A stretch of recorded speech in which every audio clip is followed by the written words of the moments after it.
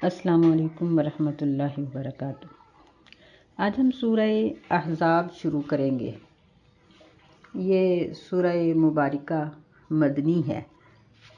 سورۃ الاحزاب مدنیہ، یعنی نبی صلی اللہ علیہ وسلم پر مدینہ کے زمانہ میں یہ نازل ہوئی ہے، اور اس کے بارے میں مفسرین لکھتے ہیں کہ یہ سن 5 ہجری کے آخر میں غزوہ احزاب کے زمانے میں یہ سورت نازل ہوئی ہے۔ یہ وقت مسلمانوں کے لیے اور نبی علیہ السلام کے لیے انتہائی آزمائش کا وقت تھا، کیونکہ قریش پہلے تو خود ہی لڑتے تھے مسلمانوں کے خلاف۔ اس دفعہ انہوں نے غطفان، حذیل اور اسی طرح جو جتنے بھی مشرک قبائل تھے ان سب کو اپنے ساتھ ملا کر مسلمانوں کے اوپر بہت بڑا حملہ کرنے کا پروگرام بنایا تھا۔ تقریباً یہ 10,000 کا لشکر تھا، اور اسی وجہ سے اس جنگ کو جنگ احزاب کہا جاتا ہے۔ تو اس کا ذکر آگے آ جائے گا۔ تو اس زمانے میں منافقین نے بھی مسلمانوں کے خلاف اپنی سازشیں تیز کر دی تھیں، اور یہ جو حملہ آور تھے یہود اور منافقین ان کی مدد کر رہے تھے۔ تو اس وجہ سے مسلمانوں کے لیے یہ انتہائی مشکل کا وقت تھا۔ اس سورت کی جو ابتدائی آیات ہیں وہ بھی اسی چیز کی نشاندہی کرتی ہیں کہ اللہ تعالیٰ نبی علیہ السلام کو بہت تاکید اور یعنی بڑا پختہ رہنے اور بڑے عزم سے کام کرنے کا حکم دے رہے ہیں۔ اس سورہ مبارکہ کی 73 آیات ہیں اور اس کے 9 رکوع ہیں۔ یہ ترتیب کے لحاظ سے 33 نمبر پر ہے، اور نازل ہونے کے لحاظ سے یہ سورہ مبارکہ 90 نمبر پر آتی ہے۔ اعوذ باللہ من الشیطان الرجیم، بسم اللہ الرحمن الرحیم۔ یا ایہا النبی اتق اللہ ولا تطع الکافرین والمنافقین۔ اے نبی صلی اللہ علیہ وسلم، اللہ سے ڈریے اور کافروں اور منافقوں کی اطاعت نہ کیجیے۔ ان اللہ کان علیما حکیما، بے شک اللہ تعالیٰ علم رکھنے والا، حکمت والا ہے۔ اس سورہ مبارکہ میں اللہ تعالیٰ نے تقریباً 5 مرتبہ آپ کو یا ایھا النبی کہہ کر پکارا ہے، اور یہ نبی علیہ السلام کے لیے ایک بہت بڑا اعزاز ہے کہ باقی نبیوں کو اللہ تعالیٰ نے نام سے بلایا، مثلاً یا ابراہیم، یا نوح، اس طرح یا شعیب، باقی نبیوں کو بھی، لیکن نبی صلی اللہ علیہ وسلم کو یا محمد نہیں کہا۔ یہ اللہ تعالیٰ کے پیار اور اللہ تعالیٰ نے آپ کو جو مقام عطا کیا ہے اس کی بلندی کا اس سے ہمیں اندازہ ہوتا ہے۔ یہاں 2 حکم اللہ اس آیت میں دے رہے ہیں کہ اے نبی، اللہ سے ڈریے۔ تو نبی علیہ السلام تو پہلے ہی اللہ تعالیٰ سے بہت ڈرتے تھے۔ دراصل ہم سب کو مخاطب کیا جا رہا ہے، اور جس طرح پہلے اس کے شان نزول میں یہ بات کی گئی ہے کہ منافقین اور یہود یہ نبی علیہ السلام اور مسلمانوں کے خلاف بہت گرم ہوئے پڑے تھے، تو اس وجہ سے اللہ تعالیٰ نے اب پھر آپ کو اس بات کی تلقین کی، آپ کو تسلی دینے کے لیے فرمایا کہ صرف اللہ سے ڈریے اور کافروں کی اور منافقوں کی اطاعت نہ کیجیے۔ وَلَا تُطِعِ الْكَافِرِينَ وَالْمُنَافِقِينَ، کافروں کی اور منافقوں کی اطاعت نہ کیجیے۔ ان اللہ، انّا جو ہوتا ہے نا، یہ گرامر کے لحاظ سے کسی چیز کی علت اور وجہ بیان کرنے کے لیے آتا ہے، تو یہاں اس کا مطلب یہ ہوگا کہ کافروں اور منافقوں کی اطاعت نہیں کرنی اور اللہ تعالیٰ سے ڈرنا ہے، اس لیے کہ صرف اللہ ہی مکمل علم رکھنے والا اور مکمل حکمت والا ہے، یعنی مکمل علم اور دانائی صرف اللہ کے لیے۔ اس کا یہ بھی مطلب ہے کہ انسان کہیں بھی ہو اور وہ اللہ سے ڈر رہا ہے یا نہیں، وہ کافروں اور منافقوں کی اطاعت کر رہا ہے یا نہیں، ہر چیز کا علم اللہ کے پاس ہے، اللہ سے وہ چھپ نہیں سکتا۔ تو اس آیت مبارکہ میں یہ 2 حکم اللہ تعالیٰ نے اپنے نبی علیہ السلام کے ذریعے ہم سب تک پہنچائے۔ وَاتَّبِعْ مَا يُوحَىٰ إِلَيْكَ مِن رَبِّكَ، یہ تیسرا حکم ہے، اور پیروی کیجیے اس چیز کی جو آپ کی طرف وحی کی گئی ہے آپ کے رب کی طرف سے۔ ان اللہ کان بما تعملون خبیرا، بے شک اللہ تعالیٰ ہر چیز کی، جو بھی تم عمل کرتے ہو اس ہر چیز کی خبر رکھنے والا ہے۔ یہاں بھی اس کا مطلب یہی ہوگا کہ اللہ کی وحی پورے باخبر طریقے سے ہے، یعنی اس وحی میں اور اللہ کے احکامات میں کوئی کجی اور کوئی ٹیڑھ نہیں ہے، تو اس لیے وہی اس قابل ہے کہ اس کی پیروی کی جائے۔ اور دوسرا اس کا مطلب یہ ہوا کہ انسان جو بھی کرے اللہ تعالیٰ اس سے باخبر ہیں، اور اللہ تعالیٰ کے علم سے کوئی بھی چیز چھپی ہوئی نہیں ہے۔ وَتَوَكَّلْ عَلَى اللَّهِ وَكَفَى بِاللَّهِ وَكِيلًا، یہ چوتھا حکم ہے، اور اللہ پر توکل کیجئے اور اللہ ہی کافی ہے مددگاری کے لیے، یعنی اللہ کارساز ہے یا وکیل ہے۔ وکیل اس کو کہتے ہیں جس کے سپرد کوئی کام کر دیا جاتا ہے۔ تو دیکھیے کہ آج کل ہمارے جو وکلاء ہیں وہ عدالتوں کی حد تک ہوتے ہیں، تو جو شخص بھی مقدمہ لڑتا ہے اگر اس کا وکیل مضبوط ہے تو اس کے مقدمہ جیت جانے کی علامت ہوتی ہے۔ تو جب ایک بندہ اللہ کو اپنا وکیل بنا لے تو اللہ تعالیٰ سے مضبوط اور کون ہے، تو اللہ تعالیٰ اس کو دنیا میں بھی اور آخرت میں بھی سرخرو کر دیتے ہیں۔ تو یہ 4 حکم یہاں اللہ تعالیٰ نے اپنے نبی صلی اللہ علیہ وسلم کو اور ان کے ذریعے ہم سب کو دیے ہیں۔ پہلا ہے کہ اللہ کا تقوی اختیار کرو، دوسرا کافروں اور منافقوں کی اطاعت سے بچو، تیسرا یہ ہے کہ اللہ نے جو کچھ بھی نازل کیا ہے قرآن میں اور حدیث میں اس کی پیروی کرو، یعنی اس کے مطابق اپنی زندگی کو ڈھال لو۔ تو ظاہر ہے کہ جب انسان کوئی بھی کام کرنے لگتا ہے تو مشکلات تو آتی ہیں، تو پھر ان مشکلات میں صرف اللہ پر توکل کرو تو اللہ تمہارا وکیل ہے، اللہ تعالیٰ تمہیں دنیا میں بھی اور آخرت میں بھی بچا لے گا۔ یہ بات اللہ تعالیٰ ہمیں کہنا چاہتے ہیں۔ ما جعل اللہ لرجل من قلبین فی جوفہ، نہیں بنائے اللہ تعالیٰ نے ایک آدمی کے دل میں، پیٹ میں 2 دل، قلبین یہ قلب کا تثنیہ ہے، 2 دل، فی جوفہ اس کے پیٹ میں۔ وما جعل ازواجکم اللائی تظاہرون منہن امہاتکم، اور اس نے نہیں بنایا تمہاری بیویوں کو، اللائی وہ جو، تظاہرون منہن تم ان سے زہار کر لیتے ہو، امہاتکم تمہاری حقیقی مائیں، یعنی اور اللہ تعالیٰ نے تمہاری بیویوں کو جن سے تم زہار کرتے ہو تمہاری حقیقی مائیں نہیں بنایا۔ وما جعل ادعیاءکم ابناءکم، اور تمہارے لپالک بیٹوں کو، لے کر پالے ہوئے بیٹوں کو تمہارے حقیقی بیٹے نہیں بنایا۔ ذالکم قولکم بافواہکم، یہ تمہاری اپنے منہ کی باتیں ہیں۔ واللہ یقول الحق وہو یہدی السبیل، اور اللہ تعالیٰ تو حق بات کہتا ہے اور وہی سیدھے راستے کی رہنمائی کرتا ہے۔ یعنی جس طرح پہلے ذکر ہو چکا ہے کہ اس صورت میں بڑے مشکل احکامات نازل ہونے والے تھے جن پر عمل پیرا ہونا ظاہر ہے کہ مشکل تھا، معاشرے کے ساتھ ایک مقابلہ تھا، جس کی وجہ سے اللہ تعالیٰ نے پہلے یہ 4 نصیحتیں فرمائیں، اور اس کے بعد پہلا حکم یہ جاری کیا کہ کسی کے پیٹ میں 2 دل نہیں ہوتے کہ ایک مسلمان ہو اور ایک کافر ہو، نہیں، بلکہ دل ایک ہی ہوتا ہے، یعنی ایک شخص ایک وقت میں یا مسلمان ہے یا کافر ہے، دونوں حالتیں اس کی نہیں ہو سکتی۔ مطلب یہ ہے کہ اگر ایک شخص مسلمان ہو کر کافروں والے کام کرے گا تو اس کو ڈرنا چاہیے کہ شاید مسلمان اپنے آپ کو سمجھنا یہ میری غلطی تو نہیں، میں کہیں اپنے گناہ کی وجہ سے کفر میں تو نہیں جا رہا۔ پھر آگے یہ چیز بیان کی ہے کہ تمہاری وہ بیویاں جن سے تم زہار کرتے ہو، زہار یہ ذو، ہا، الف اور را، یہ ان لفظوں سے بنتا ہے، یعنی شروع میں اس کے اظہار کا جو حمزہ ہے وہ نہیں آئے گا۔ زہار کا معنی یہ ہوتا ہے کہ بیوی کو ماں یا بہن کہہ دینا، تو فرمایا کہ ماں یا بہن کہہ دینے سے وہ حقیقی طور پر ماں نہیں بن سکتی بلکہ وہ بیوی ہی ہے، کیونکہ اہل جاہلیت ان کا یہ طریقہ تھا، قانون تھا کہ جب وہ بیوی کو ماں کہہ دیتے تھے تو وہ مطلقاً اس سے الگ ہو جاتی تھی، پھر اس کے ساتھ وہ کبھی بھی زوجیت کا تعلق نہیں بنا سکتے تھے۔ جس طرح 28ویں پارے کے شروع میں بھی اللہ تعالیٰ نے سورہ مجادلہ میں یہ سارا ذکر کیا ہے، اور وہاں زہار کرنے والوں کا کفارہ بھی ذکر کیا ہے کہ جو ایسا کرتے ہیں وہ پھر کیا کفارہ ادا کریں۔ تو فرمایا کہ وہ حقیقی مائیں نہیں بنتی بلکہ ان کا کفارہ ادا کرو اپنی اس بات کا، یا تو غلام آزاد کرو، نہیں کر سکتے تو مسلسل 60 روزے رکھو، نہیں کر سکتے تو 60 مسکینوں کو کھانا کھلا دو، یہ اللہ تعالیٰ نے اس کا کفارہ بنایا۔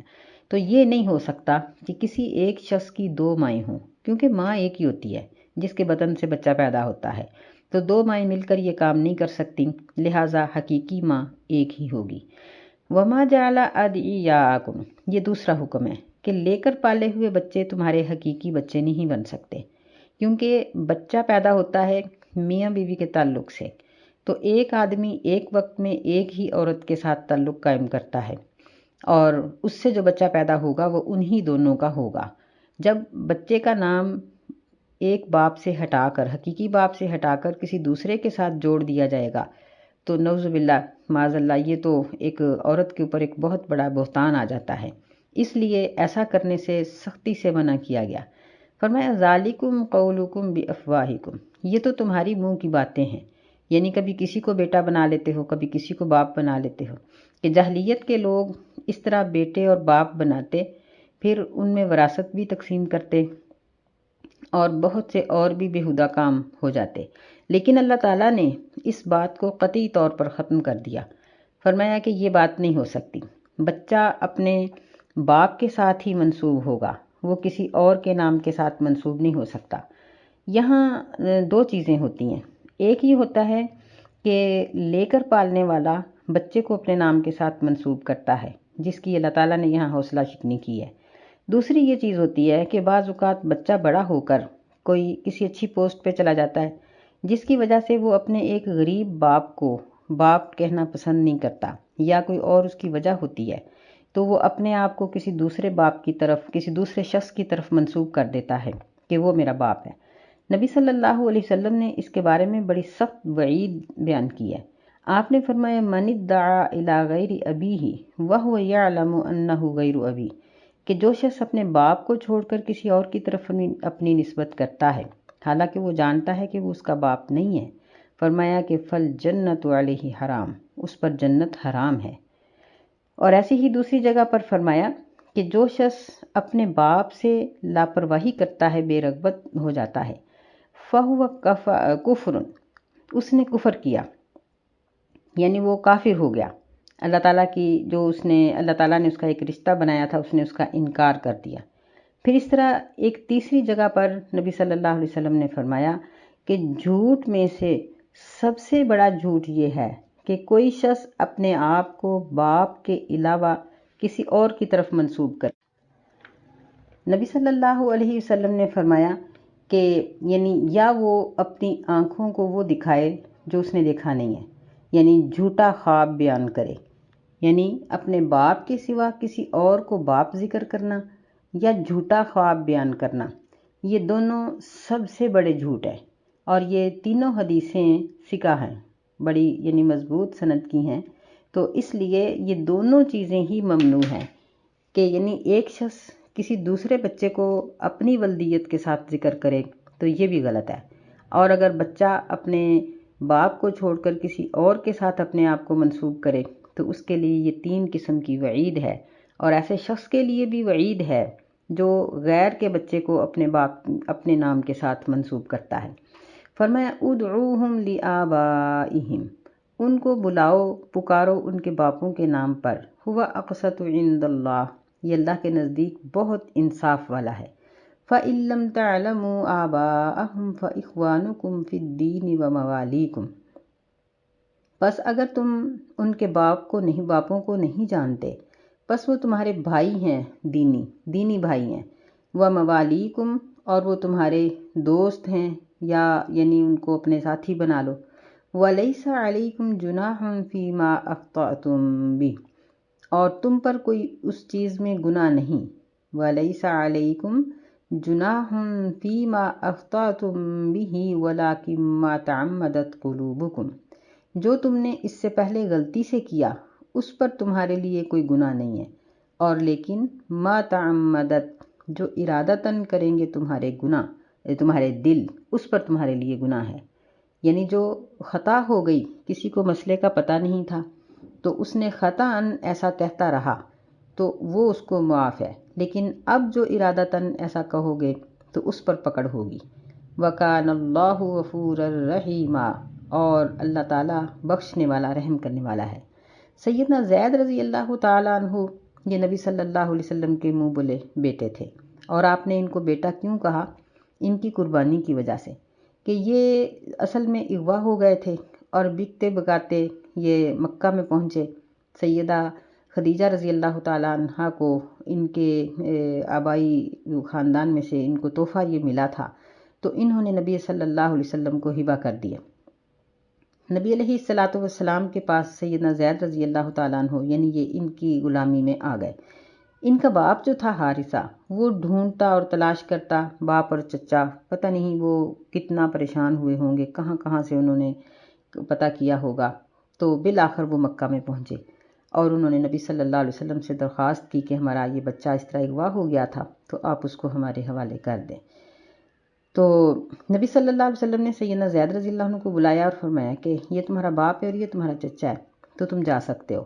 لیکن انہوں نے کہا کہ میں جس جگہ پر ہوں یہ میرے باپ سے بہتر ہے، میں اپنے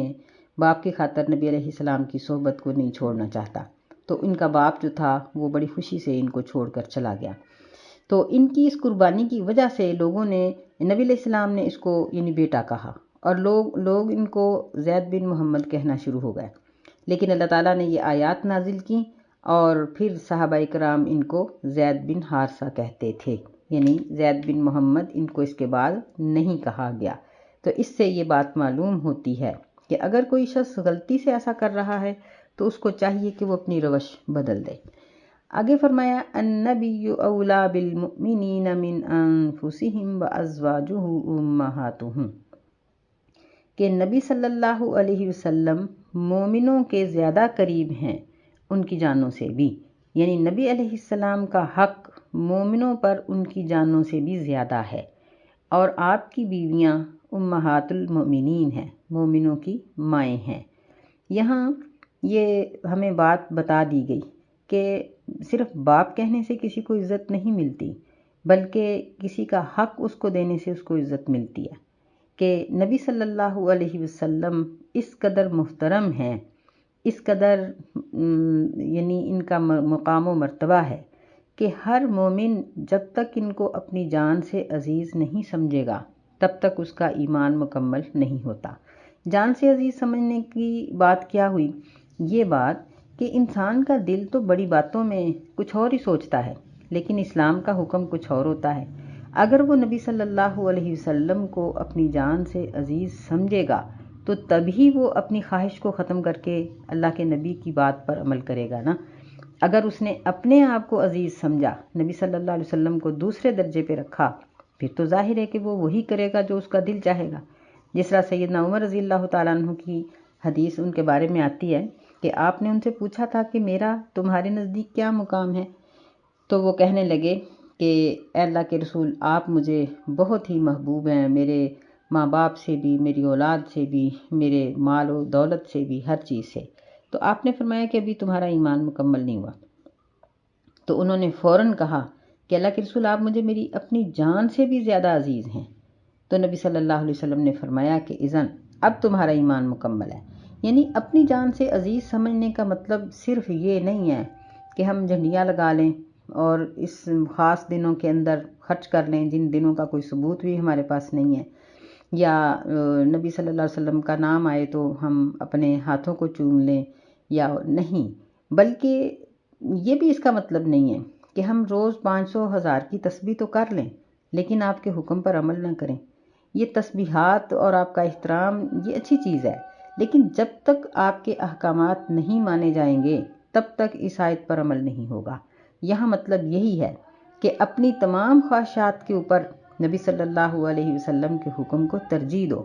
کیونکہ آپ کا کوئی بھی حکم اپنی مرضی اور خواہش سے نہیں، بلکہ آپ کا ہر حکم، آپ کا ہر فعل، آپ کی ہر بات، آپ کی ہر خاموشی، نبی علیہ السلام کا ہنسنا، نبی علیہ السلام کا ناراض ہونا، سب چیزیں اللہ کے حکم کے ساتھ ہیں۔ فرمایا وما ينطق عن الهوى، وہ تو اپنی خواہش سے بولتے ہی نہیں ہیں، ان هو الا وحی یوحی، ان کی تو ہر بات اللہ کی وحی ہے۔ تو اس لیے ہمیں جب تک ہم اس حکم پر عمل نہیں کرتے تب تک ہم مومن نہیں ہو سکتے۔ ہمیں اپنے گریبان میں جھانکنا چاہیے کہ اگر تو ہمارے اندر یہ طاقت ہے کہ ہم اپنی خواہش کو دبا کر نبی صلی اللہ علیہ وسلم کی سنت کو ہم ترجیح دیں اور اس پر عمل کریں تو پھر تو ہم ایماندار ہیں۔ اگر ایسا نہیں ہے تو پھر ہمیں اپنے آپ پر غور کرنا چاہیے۔ وَأَزْوَاجُهُ أُمَّهَاتُهُمْ، یعنی نبی علیہ السلام کی بیویوں کا احترام آپ کی عزت مقام و مرتبہ ماؤں کی طرح ہے۔ یہاں یہ مطلب نہیں ہے کہ جس طرح ماں اپنے بیٹوں کی جائیداد کی وارث ہوتی ہے یا بیٹے ماں سے پردہ نہیں کرتے، نہیں، یہ پردے کے احکامات، وراثت کے احکامات، یہ سب احکامات وہی ہیں جو قرآن میں اترے ہیں۔ یعنی امہات المومنین کسی بھی صحابی کی جائیداد کی وارث نہیں بنی، لیکن مقام و مرتبہ کے لحاظ سے یہ سب کی مائیں ہیں، اور یعنی ان کے بارے میں کوئی غلط سوچنا، غلط کہنا، ان کی بے ادبی کرنا، ان کی حرمت کے خلاف کچھ کہنا یہ حرام ہے، اور ایسا کرنے والا شخص مسلمان نہیں رہتا بلکہ وہ کفر میں جا سکتا ہے۔ وَأُولُو الْأَرْحَامِ بَعْضُهُمْ أَوْلَى بِبَعْضٍ فِي كِتَابِ اللَّهِ مِنَ الْمُؤْمِنِينَ وَالْمُهَاجِرِينَ، اور رشتہ دار اولو الارحام یعنی جو رحمی رشتے ہیں، خون کے رشتے، یہ بعض ان کے بعض سے بھی قریب ہیں اللہ تعالیٰ کی کتاب کے مطابق مومنوں میں سے اور مہاجروں میں سے، إِلَّا أَن تَفْعَلُوا إِلَىٰ أَوْلِيَائِكُمْ مَعْرُوفًا، مگر یہ کہ تم اپنے دوستوں کے ساتھ یا دوسرے لوگوں کے ساتھ کوئی معروف کام کرو، کوئی نیکی کرو۔ مطلب یہ تھا کہ کچھ لوگ ایسے تھے جو شروع میں مسلمان ہوئے اور ہجرت کی، کچھ ایسے تھے جو بہت عرصہ مسلمانوں کے ساتھ جنگیں لڑنے کے بعد مسلمان ہوئے اور انہوں نے ہجرت کی۔ تو اب جو پہلے کے مسلمان تھے وہ اس بات کو نہیں سمجھ سکتے تھے کہ ان کے ساتھ ہمارے رشتے کے تعلقات، یعنی وہ لوگ جو کل ہمارے ساتھ تلوار سے لڑ رہے تھے آج وہ مسلمان ہو گئے ہیں، تو ہم ان کو کس مرتبے کا سمجھیں۔ اللہ تعالیٰ نے فرمایا کہ یہ رشتہ داریاں، یہ قرابت داریاں یہ پہلے کی طرح ہی ہیں، یہ اللہ تعالیٰ کی کتاب میں شروع سے لوح محفوظ میں لکھا جا چکا ہے۔ دوسرا اس کا مطلب یہ ہے کہ جب لوگ مسلمان ہو کر مدینہ آئے، نبی علیہ السلام مدینہ میں آئے، تو آپ نے ان میں اخوت یعنی بھائی چارہ کا نظام قائم کیا، ایک مہاجر و ایک انصار کو بھائی بھائی بنایا، یہ ایک دوسرے کی جائیداد کے وارث ہوتے تھے، ایک دوسرے کے مددگار ہوتے تھے، اور یعنی ان کے معاملات خونی رشتہ داروں کی طرح ہی تھے۔ لیکن جب یہ آیات اتریں اور سورہ آل عمران میں اللہ تعالیٰ نے وراثت کی آیات نازل فرمائیں، تو اس کے بعد مہاجر انصاری صرف اسلام کے رشتے پر ایک دوسرے کے وارث، ان کی وراثت ختم ہو گئی۔ جو اگر ویسے کوئی رشتہ داری تھی تو وہ قائم ہے، لیکن صرف جن کی اسلامی رشتہ داری تھی اور وہ ایک دوسرے کے وارث تھے، تو یہ وراثت پھر اپنے رشتہ داروں کی طرف ہی پلٹ آئی۔ پھر اس کا ایک تیسرا مفہوم یہ بھی ہے کہ رشتہ دار اگرچہ یہ اقربا ہیں، لیکن نبی صلی اللہ علیہ وسلم کی اطاعت اور امہات المومنین کا ادب و احترام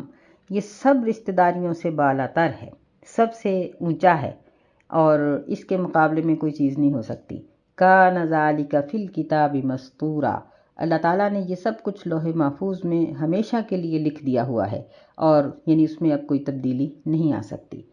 وَإِذْ أَخَذْنَا مِنَ النَّبِيِّينَ مِيثَاقَهُمْ وَمِنْكَ وَمِن نُوحٍ وَإِبْرَاهِيمَ وَمُوسَىٰ وَعِيسَىٰ ابْنِ مریم، اور جب ہم نے تمام نبیوں سے پکا عہد لیا، وَمِنْكَ اور آپ صلی اللہ علیہ وسلم سے بھی عہد لیا، اور نوح علیہ السلام سے بھی لیا، اور ابراہیم علیہ السلام، موسیٰ علیہ السلام، عیسیٰ بن مریم علیہ السلام سے بھی عہد لیا، وَأَخَذْنَا مِنْهُمْ مِيثَاقًا غَلِيظًا، اور ہم نے ان سب سے پکا عہد لیا، بڑا پختہ عہد لیا۔ یعنی یہ جتنے بھی معاملات پیچھے ذکر کیے گئے ہیں ان سب کے اوپر، اور جو آئندہ آنے والے احکامات ہیں ان کے بارے میں بھی اللہ تعالیٰ نے تمام نبیوں سے عہد لیے۔ یعنی ہر نبی سے یہ عہد لیا گیا کہ وہ معاشرتی معاملات ہوں یا مذہبی معاملات ہوں، ان سب میں وہ صرف اللہ کی اطاعت کریں گے اور اللہ تعالیٰ کی طرف سے اترنے والی وحی کی اطاعت کریں گے، اور عوام بھی اللہ کی اطاعت کرے گی اور وہ وحی جو نبی پر اترے گی اس کی اطاعت کرے گی۔ یعنی یہ عہد لیا گیا۔ یہاں نبی صلی اللہ علیہ وسلم کا نام پہلے لیا گیا، وہ امین کا، یہ آپ کے مرتبے کے وجہ سے ہے۔ ویسے نبی علیہ السلام ان نبیوں کے بعد تشریف لائے ہیں، یہ سب نبی پہلے کے ہیں اور بڑے عظیم نبی ہیں۔ یہ 5 نبیوں کا جن کا یہاں ذکر کیا گیا ہے یہ عظیم المرتبت ہیں، نوح علیہ السلام، ابراہیم علیہ السلام، موسیٰ علیہ السلام، عیسیٰ بن مریم علیہ السلام۔ تو ان سب سے پہلے نبی علیہ السلام کا نام ذکر کیا گیا ہے، یہ بات واضح کرنے کے لیے کہ آپ کا مقام و مرتبہ ان سب سے بلند ہے۔ لِيَسْأَلَ الصَّادِقِينَ عَنْ صِدْقِهِمْ وَأَعَدَّ لِلْكَافِرِينَ عَذَابًا أَلِيمًا، تاکہ اللہ تعالیٰ سچ بولنے والوں سے ان کے سچ کے بارے میں سوال کرے، اور اللہ تعالیٰ نے کافروں کے لیے تیار کر رکھا ہے عذابًا علیما، دردناک قسم کا عذاب۔ یعنی اس کے بارے میں آتا ہے کہ جب قیامت کے دن سب لوگ اللہ تعالیٰ کے سامنے پیش ہوں گے تو اللہ تعالیٰ اس وقت پیغمبروں سے یہ بات پوچھے گا کہ تم نے اپنی امتوں کو کیا بتایا۔ اللہ تعالیٰ فرماتے ہیں کہ ہم امت کے لوگوں سے بھی پوچھیں گے کہ تمہارے نبیوں نے تم تک ہمارا پیغام پہنچایا تھا یا نہیں، اور پھر ہم پیغمبروں سے بھی پوچھیں گے ماذا اجبتم المرسلین، یعنی قوم کو پوچھیں گے کہ تم نے اپنے پیغمبروں کو کیا جواب دیا، اور پیغمبروں سے پوچھیں گے کہ تمہیں قوم نے کیا جواب دیا۔ تو یہ انبیاء علیہ السلام پر اللہ تعالیٰ جو احکامات اتارتے ہیں ان کے بارے میں قیامت کے دن سوال کیا جائے گا۔ لِيَسْأَلَ الصَّادِقِينَ، یعنی ان سے عہد اسی لیے لیا تھا کہ قیامت والے دن ان سے پوچھ لیا جائے۔ تو انبیاء علیہ السلام جب یہ بات ذکر کریں گے کہ اللہ ہم نے تیرے پیغامات پہنچا دیے تھے، تو ظاہر ہے کہ وہ بری ذمہ ہو جائیں گے، اور پھر ذمہ داری آئے گی ہم لوگوں پر جنہوں نے اللہ کے نبیوں کے احکامات کو سنا، اور نبی علیہ السلام کی یعنی آپ کی حدیث کو ہم نے پڑھا، قرآن کو سنا۔ قرآن تو اس وقت تک ہم سمجھ ہی نہیں سکتے جب تک ہم حدیث پر ایمان نہیں لاتے۔ تو ہم سب سے یہ چیز پوچھی جائے گی کہ تم نے نبی علیہ السلام کے احکامات کو سنا تھا تو کس قدر عمل کیا۔ اللہ تعالیٰ سے دعا کریں کہ اللہ ہمیں اس قابل بنائے کہ ہم اللہ کے ہاں سرخرو ہو سکیں اور اللہ تعالیٰ کی رحمت کے حقدار ہو سکیں، اللہ کے عذاب اور اللہ کی وعید سے ہم محفوظ ہو سکیں۔ آمین۔ السلام علیکم ورحمۃ اللہ وبرکاتہ۔